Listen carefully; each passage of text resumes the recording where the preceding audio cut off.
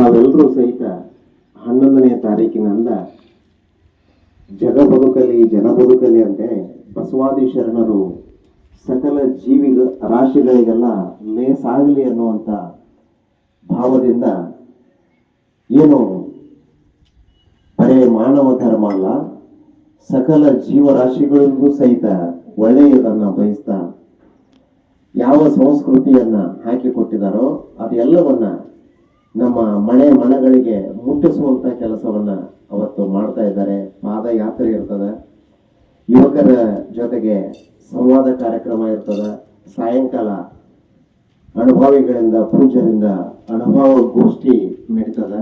ಅದಾದ ನಂತರ ಒಂದು ನಾಟಕ ಪ್ರದರ್ಶನವೂ ಸಹಿತ ಅಲ್ಲಿರ್ತದೆ.